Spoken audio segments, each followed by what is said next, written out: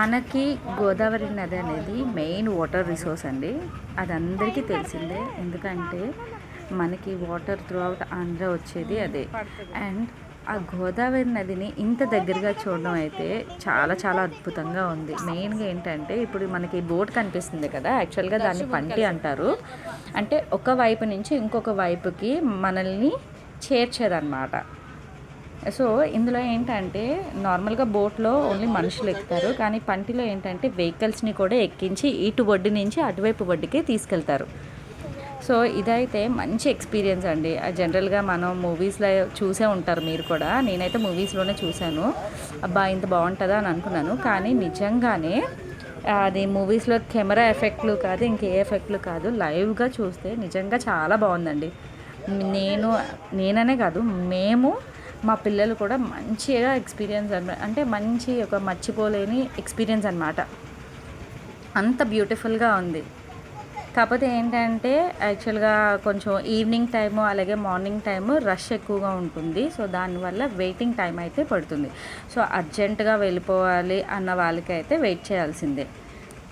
ఇది కాకుండా మనకి ఇంకో సైడ్ బ్రిడ్జ్ అవైలబిలిటీ కూడా ఉంది. కాకపోతే మేము దీని మీద వెళ్దాము అని చెప్పేసి మేము ఇటువైపు వచ్చాము.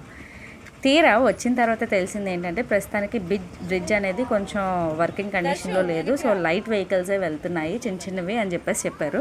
పోనీలే ఏదైతే ఏమైంది, ఇటు వచ్చేసాం కదా, సో మంచిదే జరిగింది అని అనుకున్నాము. ఇంకా అటు వెళ్ళుంటే మళ్ళీ అటు ఇటు తిరిగి కొంచెం లాంగ్ అయిపోదును అనేసి మేమైతే అనుకున్నాము. సో ఈ బోట్ స్టార్ట్ అయ్యే లోపు అటువైపు నుంచి ఇంకొక బోట్ అయితే వస్తుంది. చూస్తున్నారు కదా, ఇక్కడ మనకి కార్లు అవి కనిపిస్తున్నాయి. కానీ భలే ఉందండి అసలు. ఆ చుట్టూ చెట్లు, మధ్యలో నది అండ్ పంటి ప్రయాణం అసలు సూపర్ అయితే సూపర్. మేము కూడా లైఫ్లో ఫస్ట్ టైం అనమాట ఈ ఎక్స్పీరియన్స్.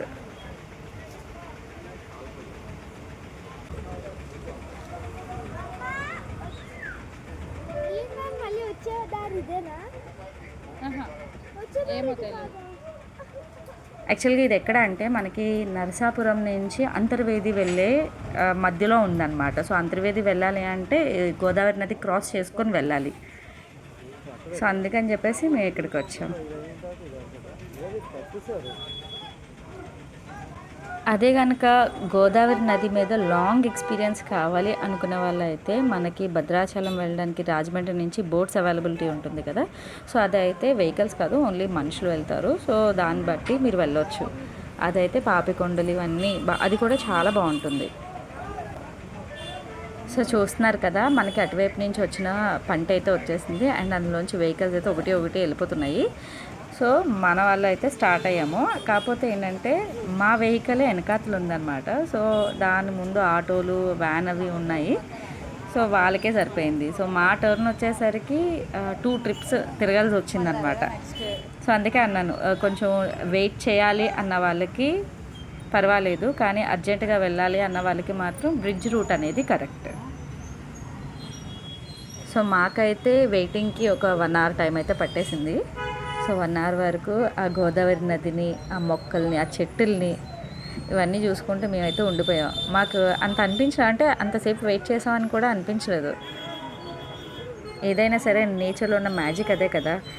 ఎంత అందంగా ఉంటుందంటే ఆ ప్రకృతిని చూస్తూ టైం గడిపేయచ్చు అనమాట. అంత బాగుంటుంది కదా.